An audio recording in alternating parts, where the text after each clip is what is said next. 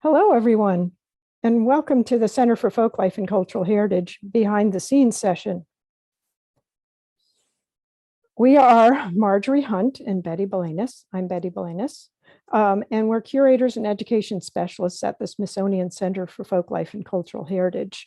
And together, we're sort of embarrassed to say we have a combined experience of over 65 years at the center.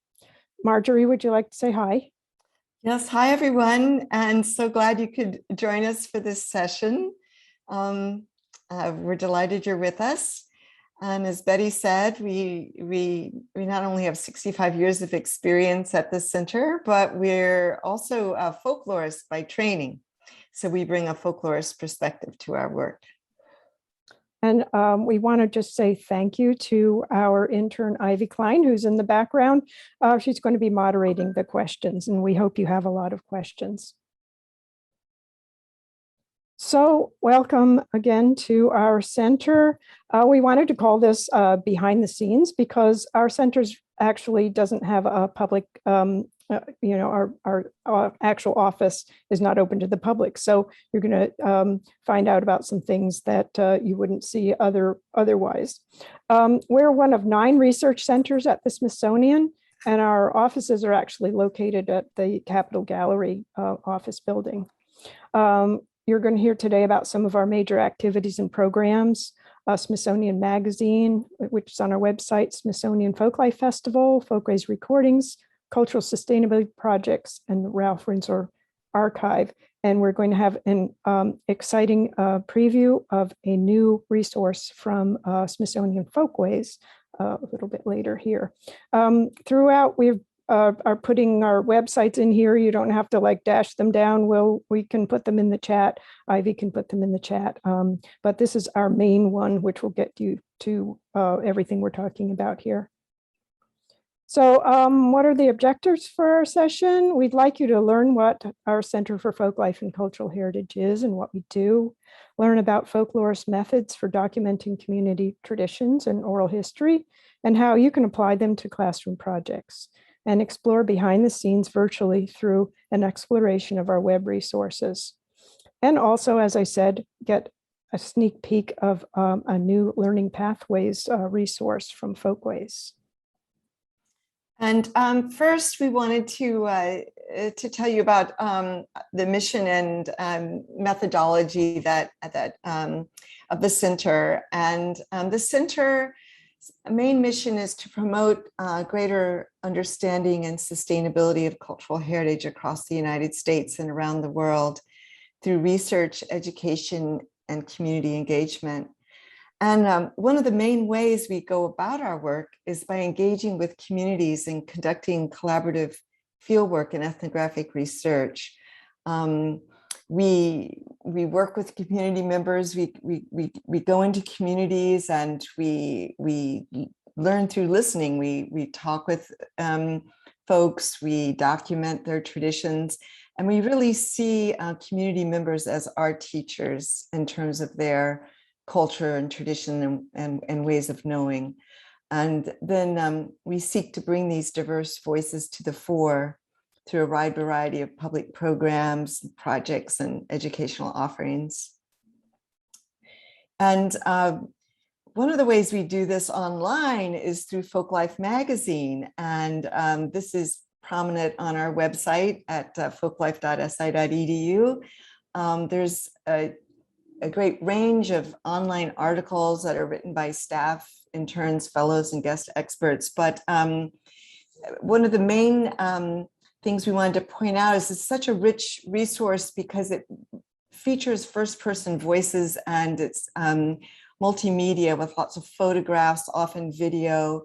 And we particularly are showing this article, Facing History, Lessons from the Potter's Wheel, because it's about an African-American potter from North Carolina, and who makes face jugs, a tradition that goes back about 150 years. But he continues this tradition as a way to call out racism and to speak for those who are marginalized. And a middle school art teacher from Texas so inspired by this article that she shared it with her students and had them do create visual notes and drawings and do a still life project, and then shared with us what the students did. And it was just incredible. They were not only learning about this art form, but about slavery and enslaved peoples and that history and terrible heritage. So it's, as I say, there's a wide range of topics, and we cover heritage months. And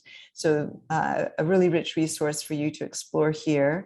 And then, of course, we're perhaps best known for the annual Smithsonian Folklife Festival, which was founded in 1967, so more than half a century ago, and takes place every summer on the National Mall of the United States out in front of the Smithsonian Museums. And except for these past 2 pandemic years, it takes place every year for 10 days, overlapping the 4th of July. And the festival, it's the main purpose of the festival is really to provide a platform for culture bearers to be able to tell their own stories and share their knowledge, skills, artistry, and traditions and their experiences with the broader public and with each other. And it's a research-based festival, so we conduct a great deal of field work and work closely with communities. We go in and interview them. We talk with them about what it is they most want to share. And then we work together with them to find out ways to feature what's most valuable and treasured, and the stories that they want to have foregrounded. So it's music, dance, crafts, foodways, occupational skills, and really a rich learning experience for people of all ages. And in the past 2 pandemic years, we've actually been able to take the festival online and have digital discussion sessions with artists and artisans. And those materials are on our website. They were recorded and they're available for anyone to view and to use. Just in short, though, the festival covers such a broad range of communities across not only the United States, but the world. So we've featured programs on Native American basketry, to programs on immigration and migration, to Asian Pacific American culture in the Washington, D.C. area, to Betty curated a program on Wales, not the animal, but the country, the cultural traditions of Wales, and Bhutan, and on and on. So, and all of the research that takes place with the tradition bearers in preparation for the festival goes into our archive, into a multiple of other programs and projects and materials that we'll be sharing with you.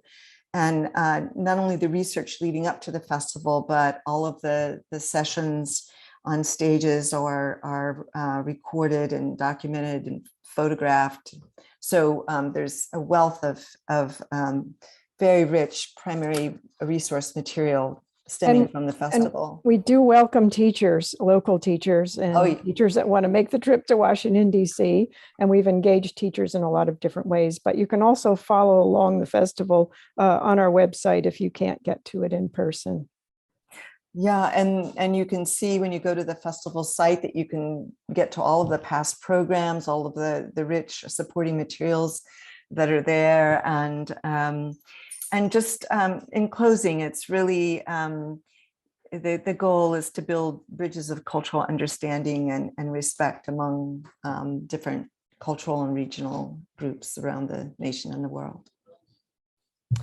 Our office also administers Smithsonian Folkways recordings. Like I said, we're going to hear about an educational resource, but we just wanted to let you know a little bit more about Smithsonian. It's music from all over the country, all over the world. It has an extensive catalog that we've been charged with keeping current and available. It was started in 1948 and acquired by the Smithsonian in the late 1980s. And we've been keeping it live and fresh ever since then. So we really encourage you to find out more about Smithsonian Folkways recordings if you are interested in teaching music from around the world in your classrooms. We also have a number of cultural sustainability projects going. We have a really very robust language vitality program. We have an annual Mother Tongue Film Festival with Indigenous filmmakers that would be a great classroom resource. And we've been working on cultural industries projects, cultural tourism and crafts marketing around the world, a really big project on Armenia and some other parts of the world. So that's something to check out as well, and a really great resource. Our Rinzler Archives, which you would see if you would be able to come to our office, is open for researchers, has a nice reading room. It has material from past festivals. Ralph Rinzler was the founder, one of the founders of the festival and sort of our patriarch. And a lot of the collections are digitized already or in the process of being digitized. So if you go to our archive site, you will find a lot of digitized collections. And I have to say also that many of the archival resources that we have and other research that we've done has made its way to Learning Lab, which if you've been with us on some other sessions, you've found out about the Smithsonian Learning Lab. So we have quite a few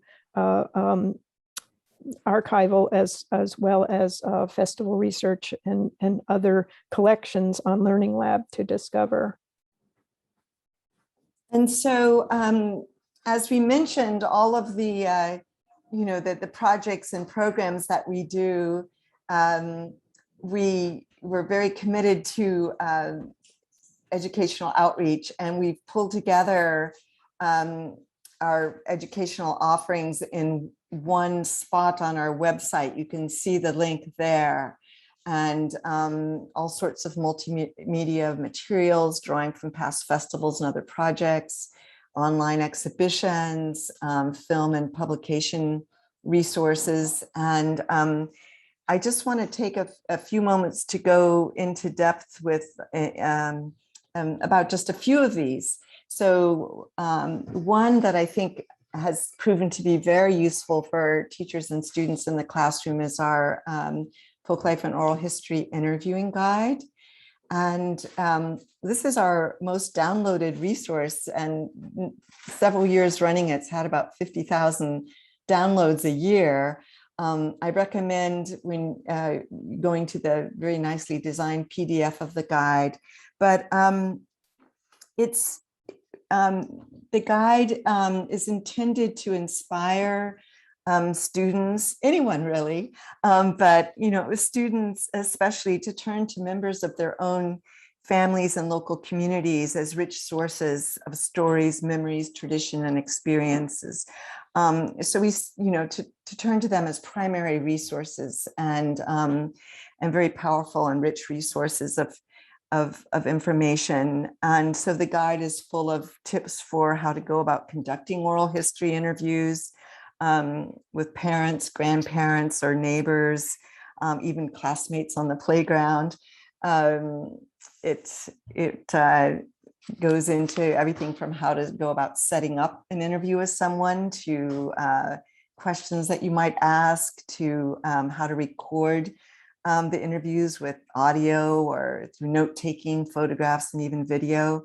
And then it has ideas for how one might present their findings, all sorts of different ways in which one could take that firsthand information and share it with others. It also has a wonderful exercise in it called the cultural marker exercise, which we highly recommend that you try with your students. giving them the guide and having them learn about interviewing, and then have them come in with a cultural marker, something that they feel speaks to who they are, and be prepared to speak about that object. It could be a photo, it could be a family heirloom, for a couple of minutes. And then after each person has gone around the room, we get them into pairs and they practice interviewing each other, learning more, jumping off from that first 2 minutes of information that they were able to hear. So that's in the guide. So a lot of great material there. Oops, and then sorry. Another resource we want to bring to your attention is the Masters of Tradition, A Cultural Journey Across America story map. And this is an interactive multimedia educational resource. It takes the form of a story map.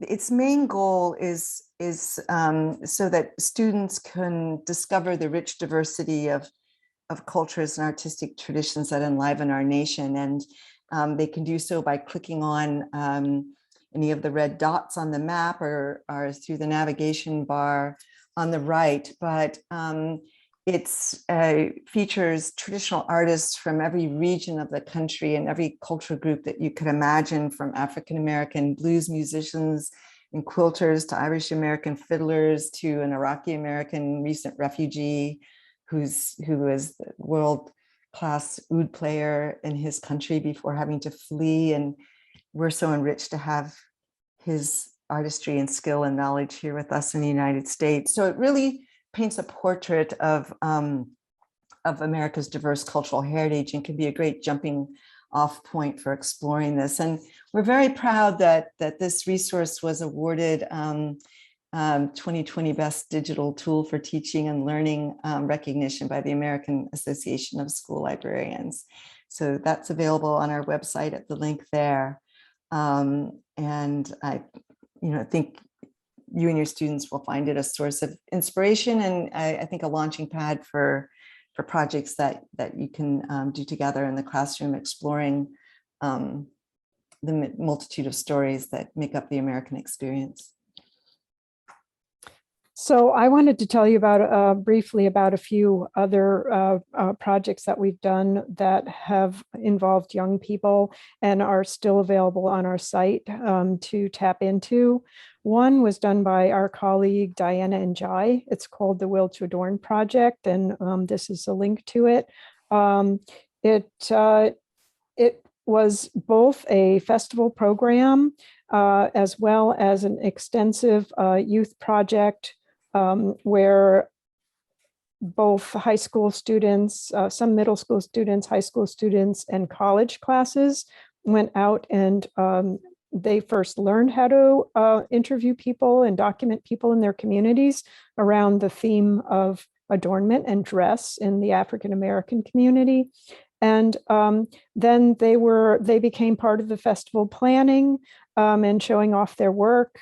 There was a cool runway where people could show off their outfits, but this continues to inspire other projects about adornment, and it has a wonderful life of its own. It was picked up by several Smithsonian affiliate museums to do with youth, and there's a lot of Learning Lab content on Will to Adorn, but also there's an app where you can record your own dress, an adornment story, and then interview others about theirs. It's just a marvelous project and great model for documentation of something that students are really interested in to begin with, especially teens. And teens can be really hard to involve, but they were super into this project. And so if you're teaching teens, it's a great model to check out. We also have a wonderful feature on our website, which celebrated 50 years of the Smithsonian Folklife Festival. It's called 50 Years, 50 Objects, where one of our researchers put together 50 objects that were iconic to the festival. And if you were able to come to our office, we have display cases with a lot of these objects. Some of them were too big or too ephemeral to be in a display case, but many of these things are in our office, and you can see them online here. And when you click on one of the objects, you get a story about how it engaged with the festival and stories from the curators that helped pick the participants and the objects. And it's just such a wonderful wide array of objects from around the world and around the country, and really great model for crafting stories of objects with words and pictures. So we hope you can check that out too. And she's actually adding now more objects, so it'll be more than 50 objects. A new feature we have that we hope to expand is natural conversations in context. As a response earlier this year to violence and prejudice against Asian Americans because of COVID, we wanted to gather many of the resources, articles, websites, past festival features, videos, Smithsonian Folkways recordings that featured Asian American culture, and it to help open up a conversation and to talk about the variety of Asian Americans and Pacific Islanders that live in the U.S., some of the challenges that they have, and some of the wonderful cultural, music, storytelling, crafts, foods, etc. that they have. So check that out, and we'll be adding more national conversations in coming years. So now we would like to turn to this deeper dive. We've got a 13-minute video. That is your sneak peek of Folkways Learning Pathways. They are really hoping that teachers will use this, not just music teachers, but teachers, social studies teachers, and teachers in other subjects. So here we go.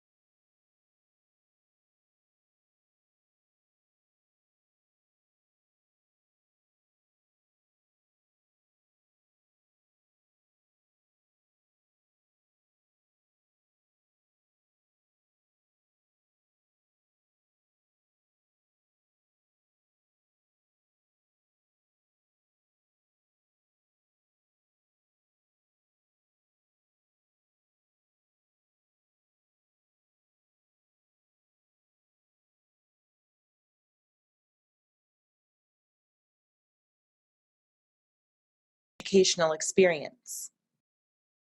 You can access the Smithsonian Folkways Learning Pathways at folkways.si.edu. Each learning pathway has an overarching theme and is comprised of 12 individual self-contained lessons that are based upon sub-themes such as geographic region, social issue, musical genre or element, type of ensemble, music culture, or historical event. Each lesson has a teacher's guide and a slideshow. The teacher's guide includes a topic overview, learning objectives, a detailed teaching plan, worksheets, and a list of additional readings and resources. The slideshow serves as a curated musical journey through a given topic and is intended to help teachers gain confidence in their ability to facilitate culturally diverse learning experiences. Because the audio tracks, engaging images, and detailed contextual information are embedded directly into the slideshows, they're easy to facilitate in a wide variety of learning environments, such as in-person, hybrid models, and virtual learning settings. Pathway lessons are comprised of 3 distinct components. Each component prioritizes a different type of student learning.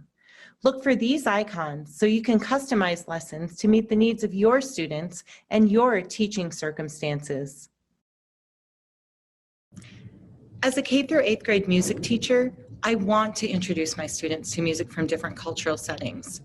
For so many reasons, it's good for them to experience beautiful and interesting musical sounds that come from many different places around the world, and to learn about the people behind the music.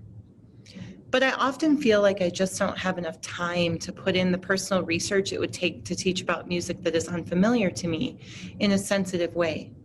I love that the Smithsonian Folkways Learning Pathways slideshows put a huge amount of contextual information that I can trust right at my fingertips. I love that these pathways were written by music educators, musicians, and ethnomusicologists, working together to create learning experiences that are engaging for students and foster both musical and cultural learning.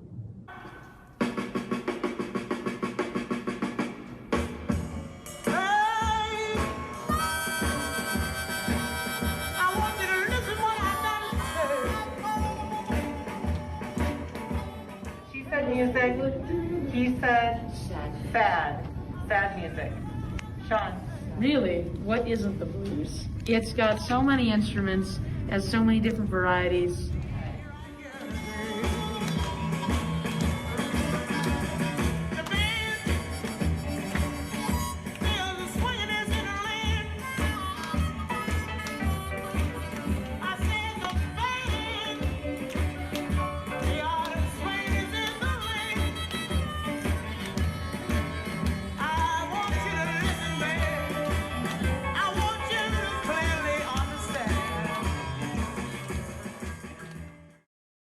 Smithsonian Folkways Learning Pathways were conceived and developed at the crossroads of music education and ethnomusicology.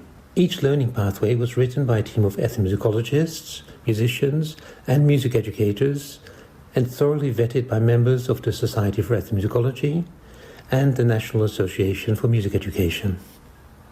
Whereas typical lesson and unit plans are quite linear in nature, learning pathways are designed to be flexible.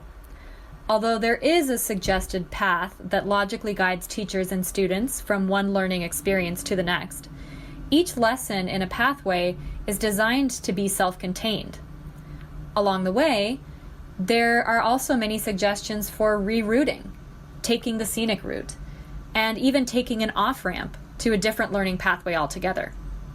Smithsonian Folkways Learning Pathways promote social, emotional, and sociocultural learning. Research has shown that music education can lead students toward deeper levels of self-understanding. When learning experiences feature music from a variety of different cultural settings, they also have the potential to break down barriers of otherness, build bonds of humanness, and promote cultural sensitivity, understanding, and human empathy, outcomes that are often overlooked but imperative for success in the 21st century learning experience.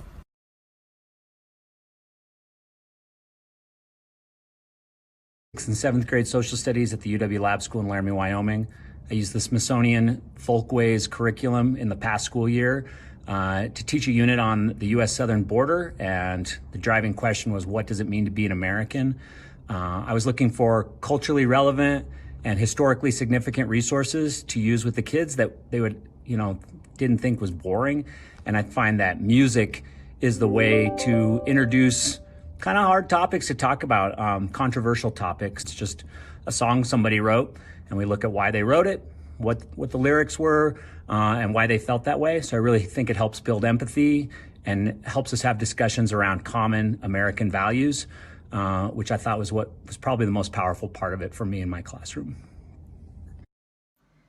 Smithsonian Folkways Learning Pathways use an integrated, multidisciplinary approach which maximizes instructional time and helps teachers recognize the ways in which connections between subject areas can deepen students' understanding of complex topics.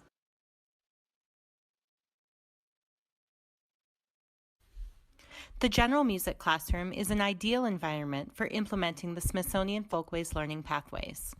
By implementing one learning pathway in its entirety, general music teachers can address all performance standards outlined in the 2014 National Core Music Standards document. If they are facing time constraints, general music teachers can prioritize components that conceptualize student learning through a music making and/or music listening lens. English language arts teachers can look for lesson components indicated by the history and culture and creative connections icons. Within these lesson components, students will actively engage in creative tasks, such as writing poetry, analyzing and composing song lyrics, and creating annotated music playlists. Smithsonian Folkways Learning Pathways can also enhance student learning within the context of school music performing ensembles, such as band, choir, and orchestra. The lesson components indicated by the music making icon will be the easiest to integrate into existing curricula. Teachers in subject areas such as social studies and history can look for lesson components indicated by the history and culture icon. The activities included within these lesson components will prompt students to consider the ways in which music can help us understand complex historical, cultural, and social ideas or events. The best way to get started with Smithsonian Folkways Learning Pathways is to jump right in. We currently have 4 learning pathways available for piloting. Choose one of the overarching topics and find a lesson that you think will capture your students' attention. For example, Lesson 4 of the Music of the Chicano Movement pathway introduces 2 exciting music traditions that are important symbols of Mexican American identity, mariachi and conjunto. Within this lesson, students will explore mariachi instrumentation, learn a basic cumbia dance step, and compare and contrast the ways in which music elements and expressive qualities are applied within these traditions.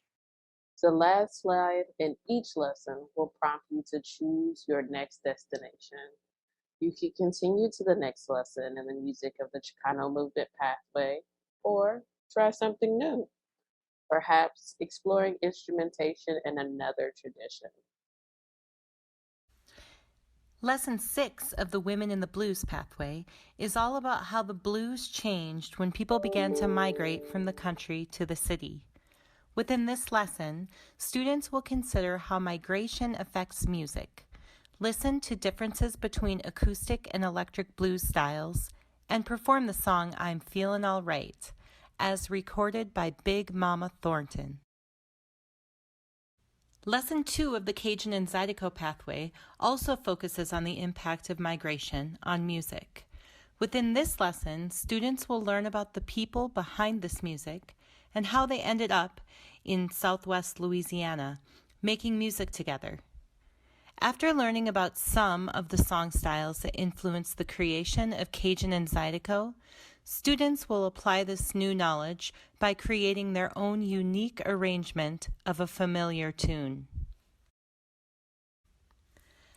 Lesson 2 of the Sounds of Civil Rights pathway also unpacks the ways in which issues such as forced migration, racial segregation, and discrimination have affected people and the evolution of music in the United States.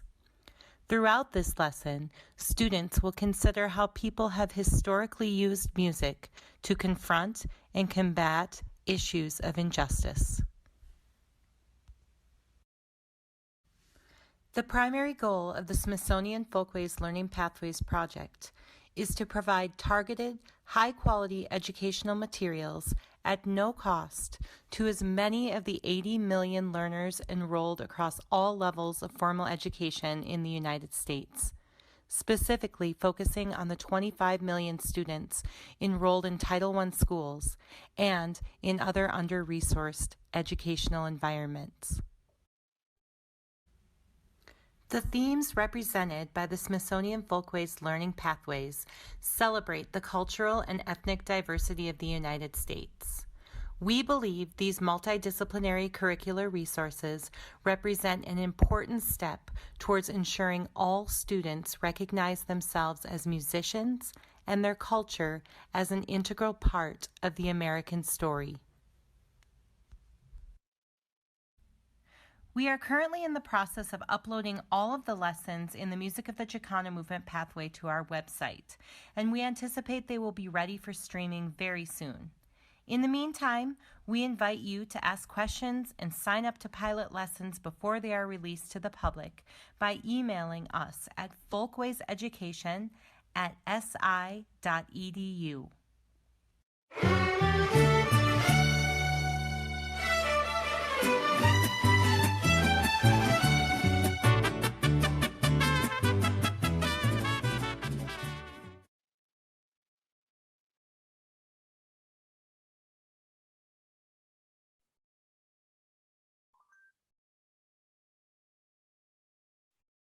Hi, we're back. Hope you enjoyed that. I don't think we really necessarily have to go back to the rest of our slides. They were just kind of wrap-up slides. Perhaps Ivy can make sure that she puts the links that we put throughout the slides into the chat for everyone. But we've had some questions. We wanted to throw out some questions. We had a few questions on one of our last slides that we were really interested to know if those of you still with us have used any kind of cultural learning in your classrooms, and if so, what kind? We'd love for you to add some things to the chats. To the chat here about how you've used some of these, not necessarily our materials, but other cultural resources in your classroom, and how you might see yourself using it if you haven't. So we've had some questions. Marjorie, can you see the questions, Marjorie? Yes, I can now. Okay, great. So the first question we've had is, how do you suggest a teacher who isn't from the culture that they're presenting prepare best? This is a really good question, and it's a tough question. But I think that, you know, as much research as you can do, as much reading as you can do, as much talking as you can do, if you have access to people that you know, or people that you can find from the culture, that would be great. What we try to do in our work is to, as much as possible, let people talk for themselves.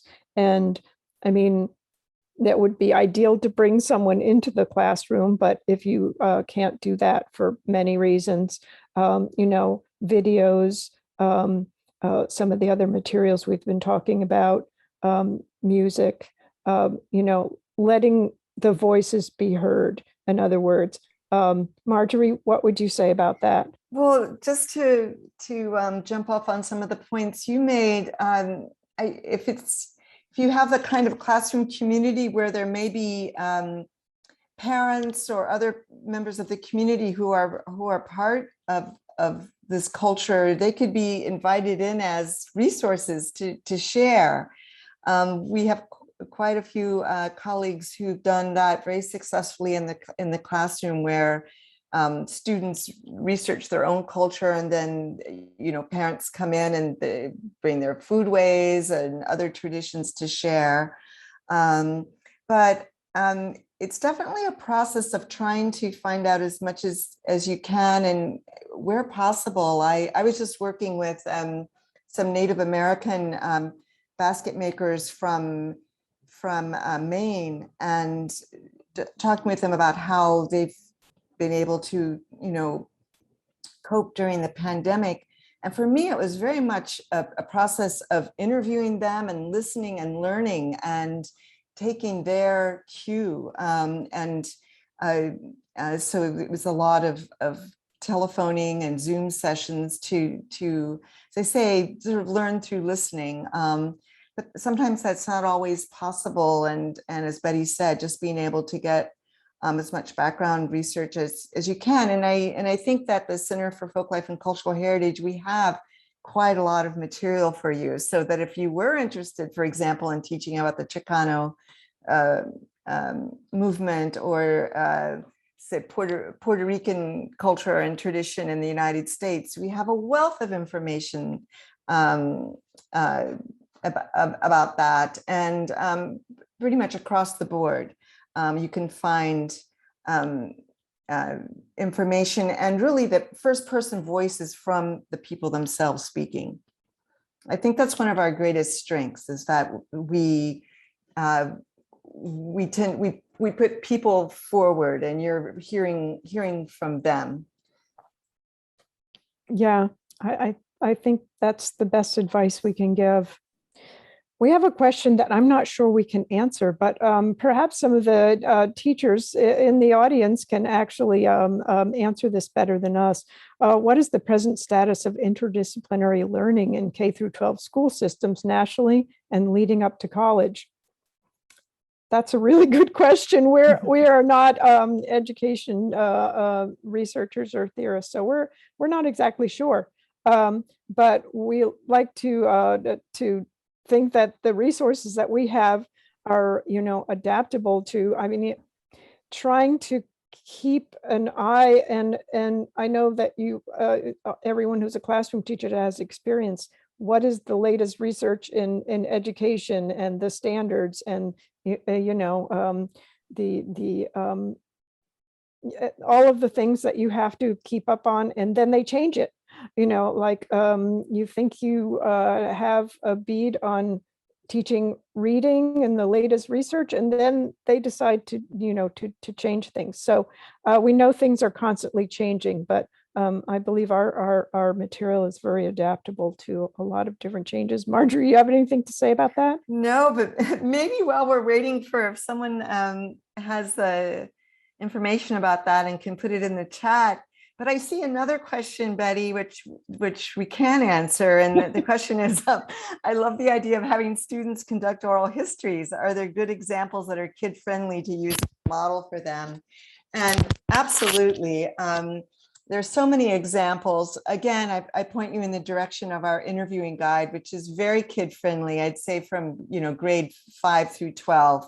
But I can speak from experience of my own fifth graders social studies teacher, teaching, American history and heritage, asking my daughter Grace to go home and either interview someone in her family or in community who was a first or second generation immigrant. And she chose my mother at 80 years old, whose father immigrated from Italy at the age of 18, and whose mother's family were first generation Irish and German immigrants. And it was just an amazing interview of what it was like to grow up as a second generation immigrant, pulled between these two different cultures with different foodways and different stories and ways of being and interacting. And so she was able to have a great experience interviewing my mom, her grandmother.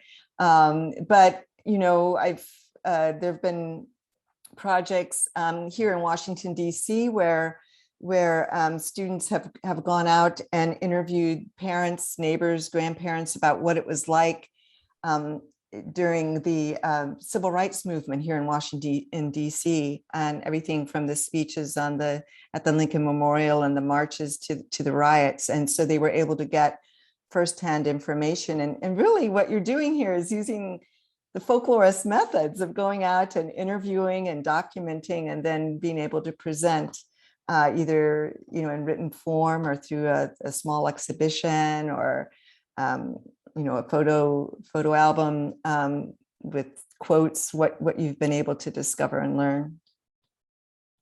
Well, I see we don't have another question as much as a response, a comment from a participant in our audience here, who has used the Folklife Festival as a resource in the past, and we appreciate that vote of confidence. We've worked with the teachers. We used to have a teacher workshop at the festival. We're hoping to reinstitute that at some point. But also a lot of the festival resources, you will find we've done education kits that draw from the research. And one thing I wanted to say is we're always, you know, people sometimes come to the Folklife Festival and they see all of these, you know, very colorful and maybe to them exotic cultures. And they sometimes say, I don't, you know, like they look at their own family and say, well, my family doesn't do that. But we're always trying to connect people to things that their family does do. Food ways are a wonderful, wonderful way to do that. As Marjorie has just indicated, everybody eats food, and everybody has food traditions, whether you think you do or not. Holiday traditions, you know, family recipes that are the favorite family recipes, and even if it's something you make from a box, if it's connected to a tradition that your family has of eating Kraft macaroni and cheese every Thursday or whatever, it's still a tradition. So I see we only have a couple of minutes left. Marjorie, would you like to say anything else? It's kind of funny to have a disembodied audience. We hope that you've really enjoyed what we've said and find it useful. And a quick answer to a question, will the Folklife Festival be back in 2022? Yes, it will be back on the mall, the National Mall, and with some really exciting programs, one of which Betty is curating. Working on a program with the Smithsonian Conservation Commons on Earth optimism. It's going to be really interesting. And then there's a program on the United Arab Emirates. So we'll be back. Come visit us, say hi. And email us if you have any other questions. Thank you so much. Thank you so much for being with us.